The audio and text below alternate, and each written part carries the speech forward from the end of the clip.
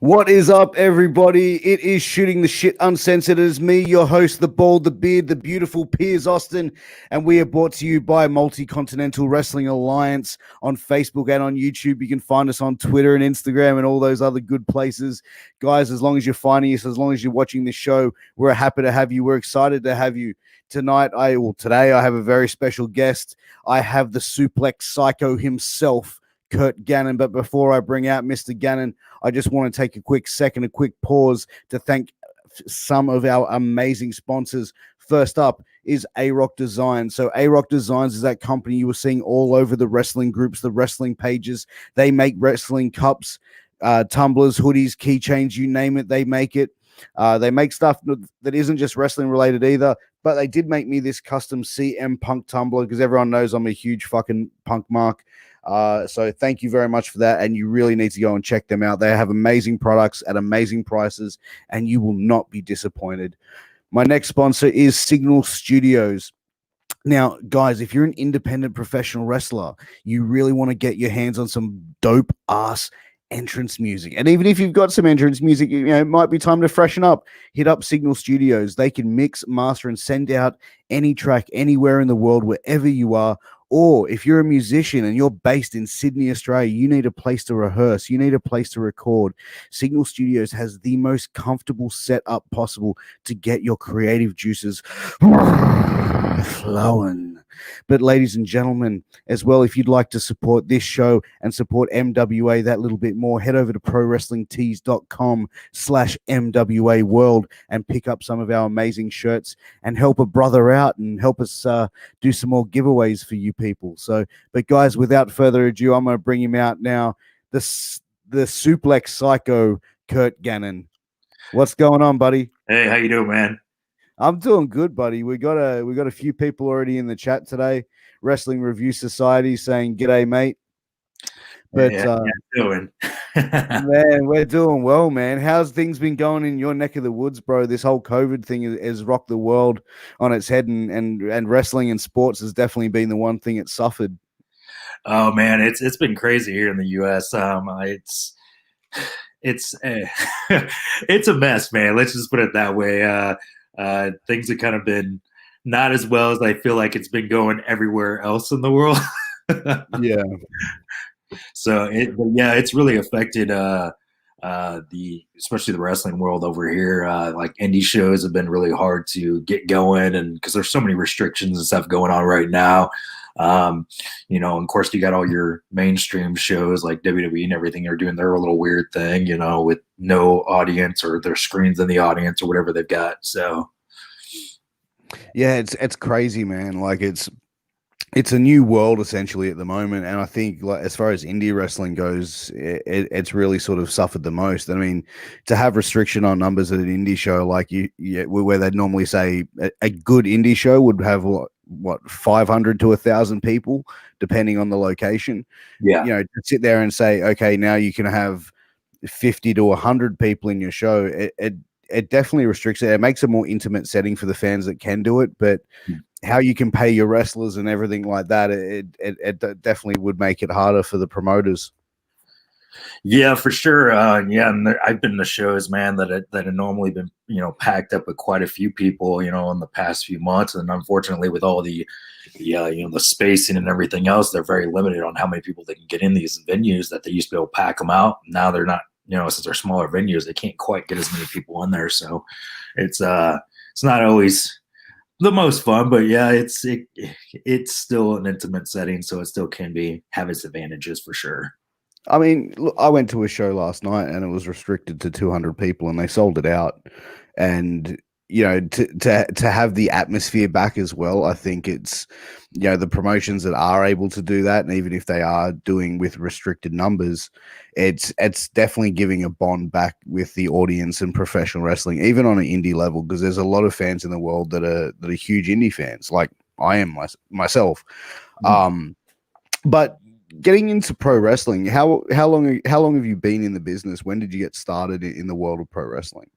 Well, actually, I started right after high school, right after I graduated. I was 18 at the time. Got with a guy that I got introduced to that was doing some wrestling stuff. Trained with him for a few years, and it really didn't quite go anywhere. So I was a little discouraged. Took some time off. Got really heavily into martial arts for quite a while, and then years ago I got back into it. It's been quite a few years. I got back into it. Was training at a school. Was there for a couple of years. Was getting more out there. And then I decided to go to Trevor Murdoch's school, former WWE wrestler and current NWA, I think the national champion. Yeah. Yep. Sorry, I was spacing out there. That's all good, bro. It happens. So I started going to his school, trained with him for quite a while until the school ended up kind of closing. It was just kind of a personal issue Trevor had going on. It was nothing like the school was doing bad or anything like that. After that, I started training with a trainer that was the head trainer for Harley Race's school by the name of Derek Stone. And then after that, it just kind of snowballed. So I just kept going, and going more places and traveling the country and, going anywhere I possibly could. So it's been a few years and quite a ride. So how were the family when you told them that you were going to start wrestling training and becoming a pro wrestler? Was that a positive from them, or was that like, what the fuck, bro? What's funny is like I've been a wrestling fan since I was a little kid, and I think like when I was like 9 years old, I told my parents that I wanted to be a pro wrestler. And the first thing my dad was like, "The hell you will," So I didn't get the most support like when I started doing it. I think they kind of seen it as as like kind of something silly. My brother was always a big supporter. My oldest brother, he's actually the one that actually got me liking wrestling. So if my parents want to blame anybody, it's his fault. It's always the older one's fault. Yeah. He actually what's funny little stories. We're big fans of the movie The Crow with Brandon Lee. Yeah. So he, when Sting started doing the whole Crow gimmick, he was like, "Oh, you gotta check this out." The wrestler Sting's doing the Crow gimmick, and turned it on, and ever since then I was hooked. So yeah, it was basically his fault. There you go, mum and dad. Mr. and Mrs. Gannon, take it out on your oldest. But that's the thing, man. Like, you mentioned training down at Harley Race's school. Was Harley Race someone that you got much exposure to training with as well? I actually didn't train at his school. Derek doing his own stuff after that and training on his own. I did kind of go down to Harley's school a couple of times. Harley's health wasn't too great at the time, but Harley, the little bit I got to talk to him was pretty cool. But he was at that kind of the end there where it was kind of things were kind of getting bad with his health. So Harley wasn't always all there, but he was like, I don't know, how to explain it, but I was still honored that I got the chance to talk to him at the time that I did. But I mean, both of those guys, Derek Stone trained under Harley, and like I said, he was his original trainer that helped him. And then Trevor, of course, did too. So that's kind of my experience there. The Harley training kind of snowballed from them to me. So I can kind of say I learned something from Harley, I guess. Yeah, you got the knowledge tree, the lineage, so. But like, how long were you training before then you started getting out and on the indie scene and trying to get matches and make a name for yourself? Well, like I said, I started those first couple of years and I didn't go anywhere. It was a guy that, I didn't know anywhere to go at the time. And he was the only guy I knew of, but he didn't have any real good contacts. So he did like a couple of indie shows, and then I was like, well, where do I go from here? I don't know who to talk to or whatever. Like I said, after that, I did the whole martial arts thing. And then when I went back, I probably trained before I actually started getting out there and traveling more was probably a couple of years. It was a school, I call Extreme Wrestling Center. In the Kansas City area, if you know where that's at here in United States. Yeah, I know where Kansas is. Okay. I trained with them for a couple of years, and after that couple of years of kind of doing stuff with them, then I started getting out there more. So it was pretty much more just training for about a year to 2 years before I actually started traveling and doing things. Um, it was kind of one of those things when I was at that school, I felt like I hit my peak and I wasn't like learning anymore. So I knew Trevor School was open and hit up Trevor School. And I think that kind of helped me, obviously, training with Trevor to be able to get booked, more places around the country. So, But I think as well, like, to be able to sit there and have a look back at that and saying, okay, look, I've learned as much as I could possibly learn here. I need to go and develop. And I think a lot of people, most of the time are afraid of change and afraid to sort of make that step. Like, this is what I've been used to training. Like, you know what I mean? But to then make that change, it's like, it's stepping outside that comfort zone, going and working with guys you haven't worked with before, training with guys you haven't trained with before. definitely. And I've known a lot of guys in wrestling that are like that, guys and girls. And I try to push them, that I've got that martial arts mentality of you never stop learning. And that's kind of the way wrestling is too, in my opinion. So like no matter how long I've been doing this or how much I learn, I still try to find seminars, camps, whatever I can go to. And I travel all around. I've traveled, from one side of the country to the other just to go to a camp, because I want to broaden that learning. So. Oh, absolutely. So we got a question here from Angel Medina. He says, is it true that you were better than Taz and call him the human buffet machine because he got so fat? Wow. Wow. Thanks, Angel. Damn, Angel. I wouldn't say I'm better than Taz. I mean, Taz was somebody I looked up to. Obviously, I kind of pat my style off him. I'm a suplex guy. Yeah. But I'm not going to sit here and say I was I'm better than him. That's just Angel fucking ribbing you, bro. Don't buy into that shit. Oh my god. Nah, man. But you mentioned Taz being someone that you got inspiration from, and your style is very similar with the suplexing and stuff. I was a huge Taz fan just because he was the same height and build as me. I was like, yeah, finally, we're short, stocky dude. You know what I mean? Like, I can relate to this homie now. But yeah, like he was someone that I sort of was on the same sort of thing with. I really appreciate his style. And especially the way that he went about it, not being the biggest guy, but also being the toughest guy, and that's the gimmick I really enjoyed. But, talking about you, like the Suplex Psycho, how did that sort of gimmick and that moniker come up? Because it kind of does suit you, man. You look like a big, scary dude. And when you see your matches and you're literally like flinging people from one end of the ring to the next. It's I actually had a friend of mine, and I'm out of the Midwest of the United States where we're kind of known for tornadoes and so we get a lot of those out where we're at. And so just a friend of mine was like, we were trying to come up he was trying to come up with a cool nickname for me. He's just like naming all these like crap off like as we're like riding in the car. He goes, "You should be the Suplex Cyclone." And I'm like, that sounds pretty badass.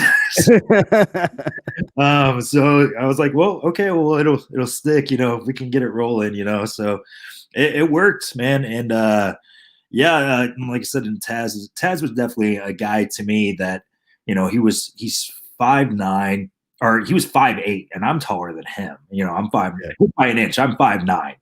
And so I'm a shorter guy, but I'm 240 pounds.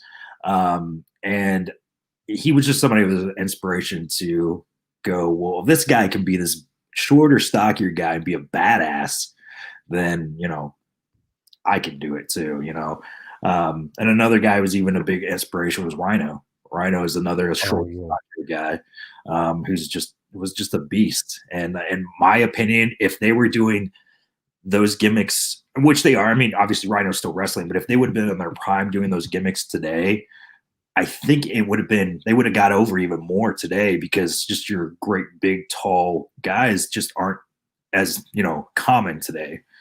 Yeah. You notice like the 6'4", 6'5" plus guys, they're not as common in today's, I want to say, probably popular wrestling, WWE, AEW, guys like that. Like it's really started seeing it evolve.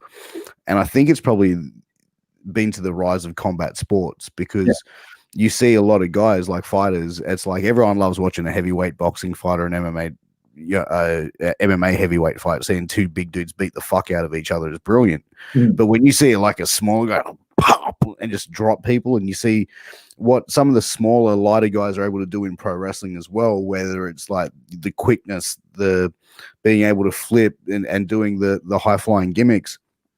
It really accentuates the product of pro wrestling as well, because it's adding new elements to it, new flavor to it, you know? Yeah, definitely.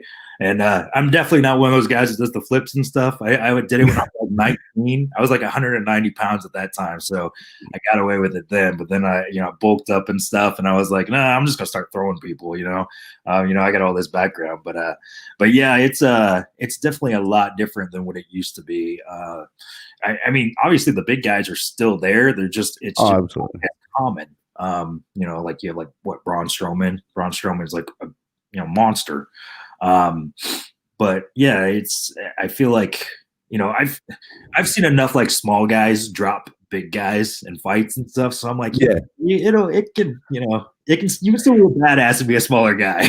absolutely, man. There's an Australian saying, it's not the size of the dog in the fight, it's the size of the fight and the dog, and exactly. I'm 5'6" of pure fury, mate. Seriously, I'll kick the shit out of someone's shins, bro.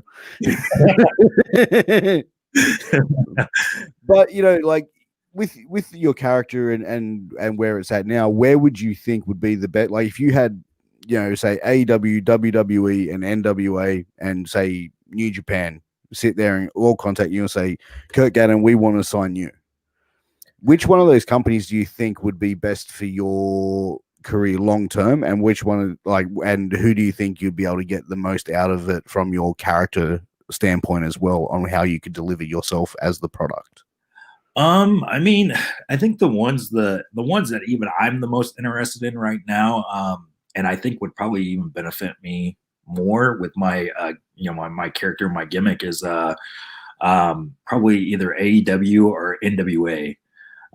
They're just my style is a very I do a lot of grappling and stuff like that, a lot of martial arts and everything, but it's a very old school beat 'em up style too, which I've been commented quite a bit that's something that you don't see as much anymore, and that's something I think AEW I like with their product is they're mixing all these styles that I feel like haven't been mixed in a while. And then NWA is more your old school, brawler, beat 'em up style or technical wrestling. So I think honestly, those are the two that I think would benefit the most to me right now. I mean, not to say that I wouldn't ever want to work for any of the others, because that's definitely not the case. Who wouldn't want to work for the WWE or New Japan or anything like that? I think the biggest, and if I got an opportunity to go to WWE, I mean, I'm going to go do a tryout, definitely. But I feel like the biggest problem with WWE right now is they're just signing so many people, and everybody's kind of getting lost in the mix. And it's just, they don't know what to do with half of the people that they have. I know guys that are signed on there, or girls that are signed on there, that I feel like are just stuck or not even getting TV time. And I'm like, well, when these guys, they've been with you for a while. So I'm thinking, well, when are these guys going to show up on TV or whatever? But, and they've been there for a while.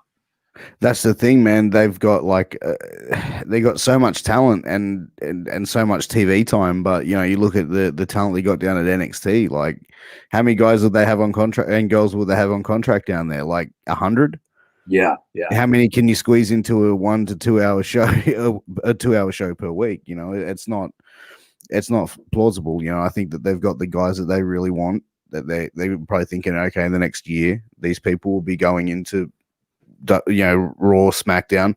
These next lot of guys will then start bringing these guys up and start feeding the system that way.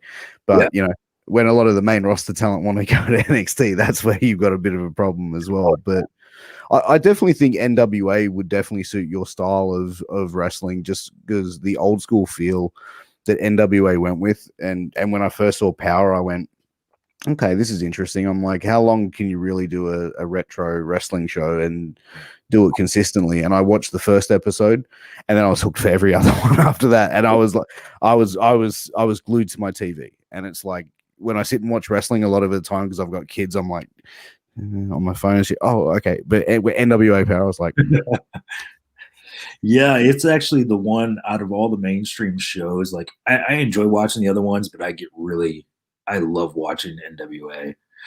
And it's a lot of fun. Yeah, like you said, it hooks you in. It's just really well done, in my opinion. And in my opinion, it's probably one of the best things going in mainstream wrestling right now. But have you had an opportunity to do a tryout with NWA? I'm actually going to be sending my stuff in to them here pretty soon. My coach Trevor, one of my coaches, Trevor, is on there. So, um, you know, hopefully your name dropping will help me get me in the door. For real though, I'm going to be sending my stuff in here here in the end of the year. I have to have like a little minor surgery on my foot. It's going to put me out for a couple weeks, and then I wanted to send everything in after that. So that way, if I do happen to get any, contact or calls or anything, that I'm good to go and don't have to worry about my foot. So yeah, no, absolutely, it makes a lot of sense. But who were some of the guys that really inspired your sort of style of wrestling? I mean, you mentioned Taz was one guy, but who are some of the guys that you really sort of look up to and inspired you to become a professional wrestler? Let's see. Some of the other guys that I always liked a lot of the guys that weren't, super mainstream. I had a few that were favorites, like Sting, of course. He's the one that got me hooked into wrestling. Yeah, and then I already named Taz, and then Rhino. A few others were actually Ken Shamrock. Was always pretty big on Ken Shamrock. I loved his style because he brought so much realism at that time that wasn't, a normal thing then. And then Steve Blackman, some more your aggressive styles, Samoa Joe. And if you actually look at my style of wrestling, you'll see like all those styles kind of mixed together a little bit in there, here and there, like, as inspiration. But those, I always dug the like more aggressive wrestlers that, like look like, holy shit, this guy's beating the hell out of this guy. So yeah, no, you can definitely see that mix in your style. You're mentioning like, Ken Shamrock, Steve Blackman, those real shoot sort of style fighters, or guys that could legit fuck you up, and obviously mixing that all together into the mixing pot, and then getting obviously yourself coming out. But over the years of being in pro wrestling though, have you ever had like experiences like with promoters that were or anything like sus? Because you hear the stories about independent wrestling promoters, just the ultimate carnies and shit like that. But have you ever had like any crazy carny experience? man, so I got this one. I've had quite a few, but the biggest one that always stands out is like the running joke out here in Kansas on like what happened is there was a promoter over on Kansas side, and he wanted to do a match, a triple threat match with me and Abyss and a wrestler by the name of Kareem Brigante. He's an Italian wrestler. He's a lot bigger over in Italy, but he was actually trained at Harley School too. But anyways, so I was told that I was going to be the one picking up Abyss from the airport. So I actually met Abyss, picked him up. We drove out to the show. It was about an hour drive out. Get out there, and this guy rented this bar to put the ring in, and the ring was too tall for the bar, for one thing. Literally, if Abyss would have got in, his head would have went through the roof. There was just no way. My head was already touching the roof. So you imagine Abyss being in there. Yeah. So we get in there, and this guy was like, I had no idea that, this place was so small. I was like, dude, why did you even book it if, you didn't even come out and check it? Like, why would you not check something before you came out and, ran the show? Yeah. So that was just the start of it. So anyways, he ends up getting into it with the guy who brings the ring out. And next thing you know, this guy gets pissed, takes off, takes the ring. So we're like, okay, well, what are we going to do now? And then he comes up to me in Abyss and he goes, well, would you guys be willing to wrestle our mats? And we're like, what? No, we're not wrestling on damn mats. On the, you know how ridiculous that's gonna be, and like, you know how That's bad it's gonna look. what? So he's like, okay, well, let me figure it out. So you guys, if you guys want to go, you know, grab something to eat, you want to take a bus to his hotel, you guys will, you know, I'll try to figure something out. So, anyways, get in the car at the bus, and the bus is already pissed, and we get back to the hotel, and next thing you know, we get a call from this promoter, and he's like, well, we're gonna have to probably cancel the show. I can't figure anything out. And he goes, I'm probably not gonna be able to pay you guys, and I'm just gonna be able to pay Abyss. And I'm like, well, you know, Abyss needed to get paid for one thing because he flew all the way out. Like, but I'm Yeah. like, at the same time, I'm like, well, you know, where's the money? Did you not have any money already set up for the pay the boys? I'm like, come to find out, this guy's basing his pay off of the door sales, and he had, Oh, he had $500 of pre-sales, and this guy took, or when we got back, so when we got back to the place, the bar, he asked if we could do like a little meet and greet for the fans that showed up. We were like, yeah, that's cool. You know, we'll at least do something for the people that showed up. yeah. So we do, me and Abyss and Cream go in and do that. And he goes and pays Abyss half of that money, which was not even what Abyss was owed, which I'm not going to, it's not my place to say what No. he's charged, but it wasn't even nowhere near what he was owed. And somewhere that rest of that money just magically disappeared. Of course. And we're like, this dude just pocket this or what? Like he didn't pay anybody. He didn't pay this like hardly anything. Like, what the hell?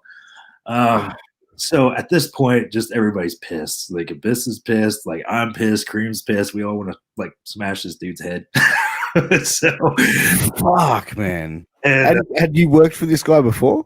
I worked for one show for him before, and he paid me like he, you know, and evidently I found out later though that he ended up having to mail payments to some of the other guys, but I got paid. So I was like, as long as you pay me this time, you know, I'm, you know, coming in again, then I guess I'll work for you again, which was a big mistake.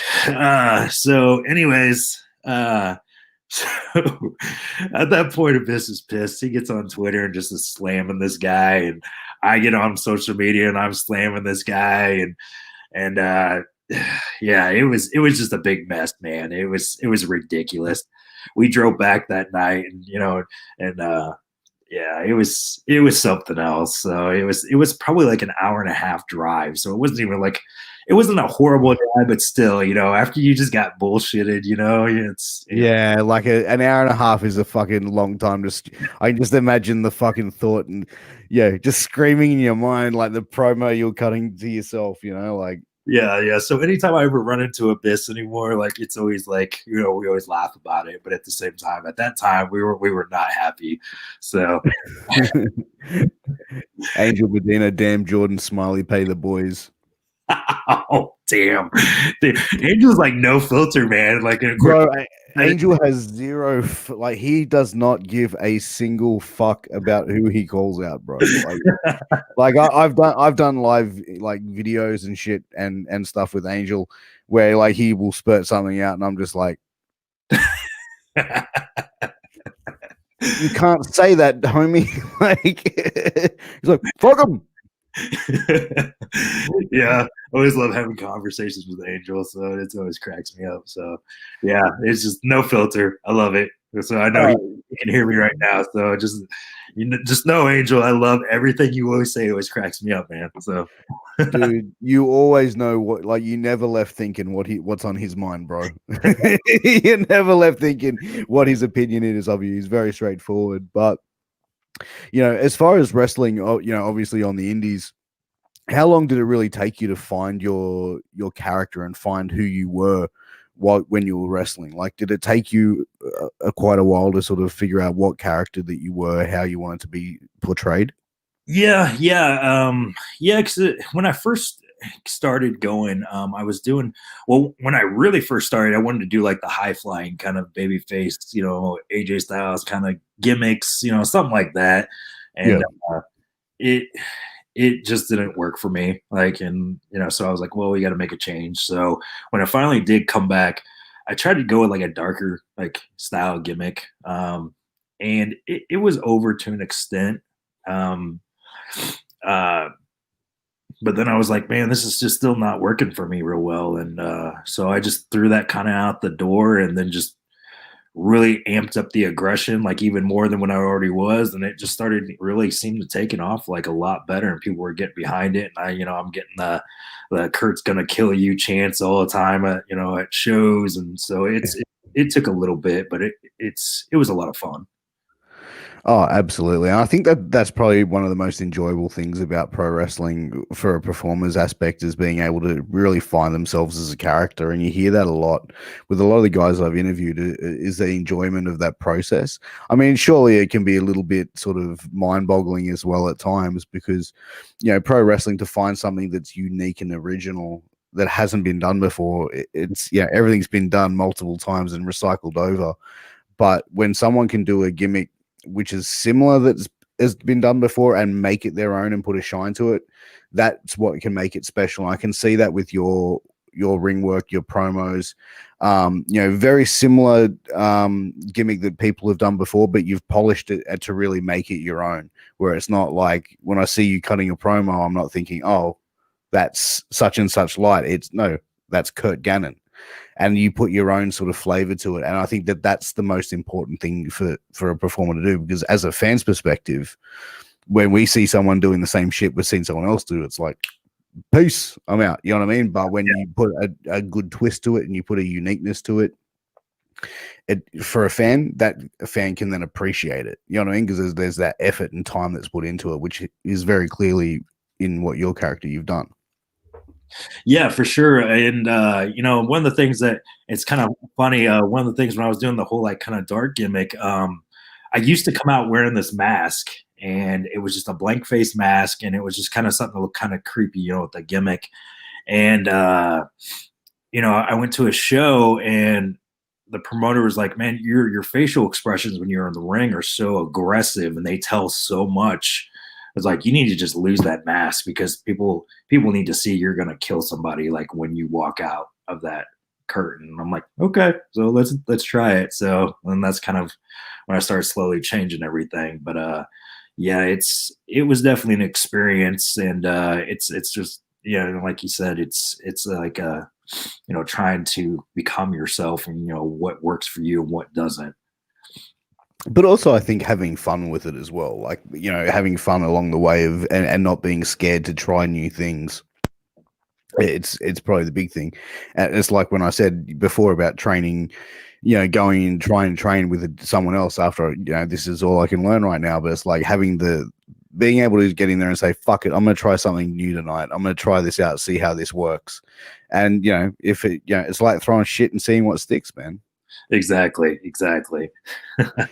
But whereabouts do you predominantly wrestle for now? Like, you are in Kansas at the moment, correct? Yeah, and right now I haven't been doing a whole lot just because COVID's got everything shut down. Sure.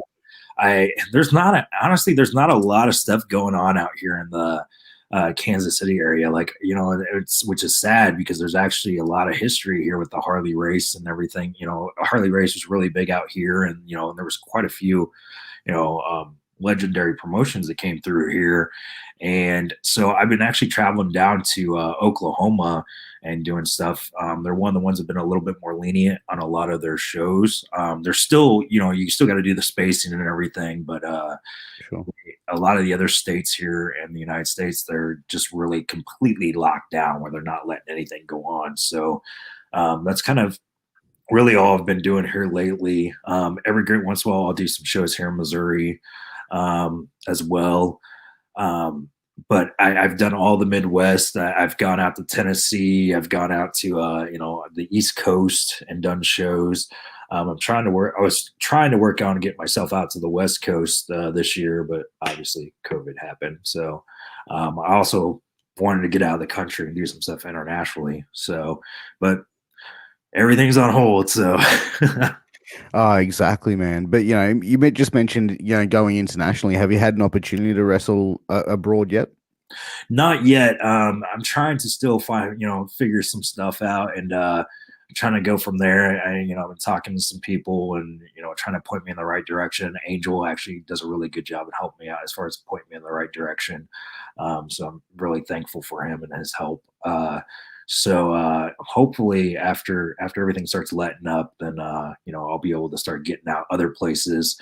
I'd like to come to Australia. I've heard wrestling's been doing like pretty awesome out in your guys' country, and it just and I'd like to go to Europe. I'd like to go to Japan, anywhere I can possibly go, even Mexico. So Yeah, man. I think wrestling around the world, pre-COVID, it was really starting to take off. It almost seems like wrestling gets really cool every 10, 15 years and then has a bit of a break, and I think that it's really at that point, pre-COVID, it was really in the middle of that, I believe. There was the NWA, the Ring of Honor, WWE, AEW, CZW, all these promotions that were going, and Game Changer as well, one of my favorite promotions. Everyone was seemed to be doing gangbusters, and then COVID hit, and it just put a halt to everything. Yeah. And it's been, as far as like for fans, it's been hard because we haven't been able to see shows. But for indie wrestlers, how hard has it really been? Because indie wrestlers, a lot of guys were making their livelihood by professional wrestling in the business. And, it must take a lot, mentally as well as obviously financially. But how has it been being an indie wrestler and not being able to wrestle for extended periods of time and stuff like that? Oh man, it sucked, especially when we had the first lockdown, and and you went months without wrestling. And when I finally got back to it, like I had ring rust I had to work off, and those taking those bumps again, those hurt like a bitch. Yeah, after a while, man, you lose the feeling of it, huh? Yeah, well, definitely. But it was a nice little break. The plus side, it was a nice break for my body. So my body got to heal a little bit, and I'm still hurting, but I'm not hurting as bad. But yeah, man, it really hit a lot of the guys and girls' income, and I'm lucky that I've got a job too on the side, that I do as well to make income, and help kind of ends meet, make rent, and all that stuff. But not everybody has that. It's there was guys that were out there, constantly traveling from one side of the coast to the other, and they just completely lost it all, and it was rough for them. So yeah, it's been rough for a lot of people, man, and obviously performers. It's been hard on because obviously with venues being shut down and social distancing, but we're looking at things opening a little bit up now. Like I said, we said earlier that promotions are starting to sort of come out and pop their heads open and pop the doors open, and even if it's just for smaller crowds, it's still a smaller crowd is better than no crowd, and I think it's definitely on its way of improving. So I think 2021 is going to be a great year, especially for pro wrestling, because I think that's going to be a lot of time where a lot of companies, a lot of wrestlers are really going to shine. Oh yeah, definitely. I feel like the rest of the world is kind of ahead of us, the US, on like getting everything better. Like we're about to go into another lockdown, and because we don't seem to be getting any better, because I'm not trying to play politics or anything here, but a lot of people aren't doing the things they should be doing to help get better in the US, unfortunately, and it's going up. The numbers are still going up here, so hopefully, about springtime, everything will start clearing up. But yeah, I've been, hearing like over in, everywhere else, everywhere's doing really good. So I'm hoping we can fall in line and start getting a little bit better, so we can be, catching up with everybody else when things going better with that. Yeah, but I think the American population is so much bigger than the Australian population as well. So it's and that's the thing. It's been like that here. Like we've had up and downs, and I went to a show last night, and that was the promotion's first show in 8 months. So it was crazy to see, and it was like you could see even these guys in the ring last night, they were like so geared to be back, and the audience as well was like on fire to see some live wrestling. And I think it'll definitely happen. I think the rest of the world is definitely going to be catching up on it, and vaccines coming out soon as well. So I think it's definitely going to be a brighter future for us all. But ladies and gentlemen, I am going to take that time. It is that time to play the game, guess the Australian slang. I'm going to take Mr. Curt Gannon. He has never been to Australia. I don't think he has many Australian buddies or friends or mates, as we like to call ourselves here. But we're going to play Guess the Aussie Slang. How it's going to work, I'm going to give Mr. Curt Gannon an Aussie slang word. I'm going to put it in a sentence, and then he's going to tell me what it means. Curt, are you ready to do this? Yeah, let's go for it. I'll probably make myself look like a fool, but it's okay. All right. Fuck, my wife's outside and she's going off. Off. She's getting angry? Yeah, going off like she's past angry. She's like hit the fucking lid, mate. She's off her fucking dial. Yeah. All right. So next one is a galah. Would you look at that galah? I don't know, I'm not gonna guess like a dumbass. I don't know. Okay, so it's an Australian cockatoo with a reputation of being not very bright. But that's also what we call a stupid person in Australia. So like, oh mate, are you a fucking galah or what? All right. Now, here's another one for you. Goon. I feel like I can put it in a sentence for you. Yeah, go for it. That goon's got me feeling rough. I mean, I've heard it used here in the United States, but I don't know if we use it the same way as you guys, because we use it as a thug, that thug. Yeah, no, it's not. So Goon is a cheap box wine that'll inevitably become an integral part of your Australian backpacking experience if you ever come to Australia to go backpacking. So it's a cheap thing. Like you probably spend like $5 to $10 and get like a 4-liter box of Goon. And yeah, like you just sit there and suck on that all night and get pissed. All right. All right. So here's another one. Would you like some piss? Would that be like beer? Beer, alcohol, yeah. I even said it in explaining the wine, so I'll give you that one. All right. Oh, that chick gave me a bit of a mongrel.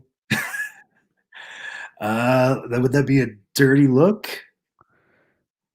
No, like if I said a woman gave me a bit of a mongrel, it means I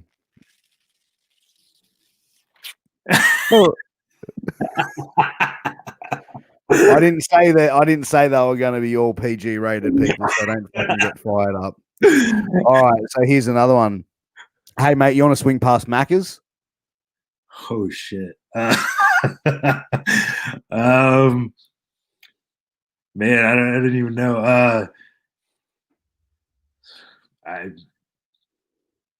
don't even know. You want to guess on this one? Maybe. Can you say one more time?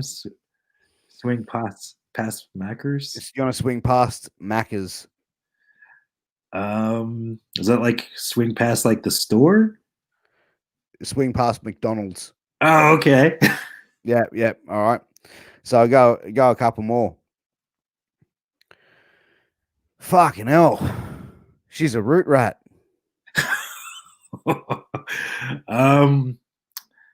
That'd be like I don't know, she's like a skank. Well, a root rat, you could call a male or a female a root rat. So basically what it means is someone who enjoys sex maybe a little bit too much. Okay. Yeah, so like when you say I root for a sports team, in Australia, root means something completely different. That's why when you say that to an Australian world, yeah, I was rooting for this team. It's like, what, were you like banging some chick up against the wall when like your team was playing? Like, that's what it means to us. All right. If I ever come to Australia, I'm going to hit you up and be like, what should I not say? Oh, bro, I will fucking ruin your life. Don't worry about that, mate. I'll tell you all the good shit to say. All right. Here we go. We'll go. We got a couple more to go. Hey, mate, you on a sausage sanger? I'm assuming this has something to do with like dick or something. No. Like, damn. I have no idea. Like, hot dog. Okay, yeah, very similar to a hot dog. So it's basically like a sausage, right? Mhm. You cook it, you put it on a piece of bread, and you put a little bit of tomato sauce over it. That's ketchup for you Americans. And you just put a little bit of a squirt of sauce over the top of it, and that's a sausage sanger. It is the most basic fucking simple thing in the world to make, but it is the greatest thing since sliced. Well, actually, it has got sliced bread with it, so it's the greatest thing since plain sliced bread. Add a fucking sausage to it. Gotcha. All right. Fully sick. Bro, you look fully sick. I have a feeling like when somebody says that you look sick, like here in the United States, it looks probably different with you guys. Over there in Australia.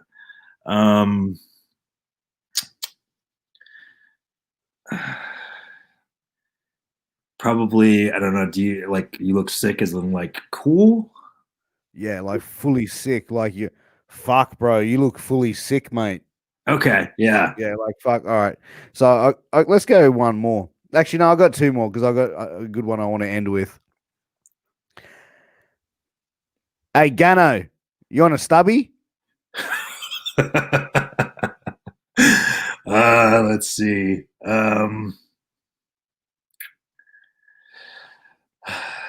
Trying to think what I even guess with this one. Maybe a cigar. No, a beer. Okay. All right, so this is the last one. I do this one quite frequently because I think it's fucking hilarious. Okay, so, oh shit, me dad's outside. He just got out of the pool and he's wearing his budgie smuggler. Oh shit. Maybe like underwear, like whitey tighties. Nah, budgie smuggler is a speedo. Okay. Yeah, because when you get out of the water, it looks like you're smuggling. Anyway, but that's been Guess the Aussie Slang Game. How'd you find that, Curt? You enjoy it? That was great. I'm gonna have to steal some of those, man. And start using them, like using them in the US. Everybody's gonna be like, "What the hell are you talking about?" So we actually have got one question from Angel Medina. He says, "Since you're not wrestling at the moment, tell us a good ring rat story." Man, I stayed away from all the ring rats, man. Like I've always heard horror stories. I was like, no, I'm not gonna do that. I like Angel and Leatherface. Yeah, man, I've heard a lot of like crazy stories. Like I've had a few that were tried to throw in there, and I'm like, nah, I'm not going down that route. I don't want to burn when I pee in the morning or something. Yeah, that's not exactly the place you want to be, man, in that situation. But look, man, we're just gonna start wrapping it up, Curt. I really appreciate your time coming on the show. It's been great having you on, and I'd really love to get you back on again sometime soon. You've been a great guest and a really great person to talk to. I've really enjoyed it. But Curt, where can everyone find you on social media? Where can they support you? Get some Suplex Psycho merch. Actually, I've got a Facebook page. I'm just under Curt Gannon. I got a like page and then my own personal page. My personal page gets overwhelmed, so you're probably a little bit easier using my like page. And I've actually got Twitter, of course, which is at Suplex the World. And then Instagram is CG Suplex Cyclone. So if you add me on there, I will definitely add you back. There you go, Curt. Thank you so much for coming on the show and giving your time. And again, I really want to try and organize a part 2 because I've had a lot of fun talking with you today. But also, I'd like to thank our audience for tuning in every single episode, every time that we go live for this show. We really appreciate it. And if you guys can do me a favor, smash that like button, smash that subscribe button, hit up our sponsors, A-Rock Designs and Signal Studio, show them some support and love.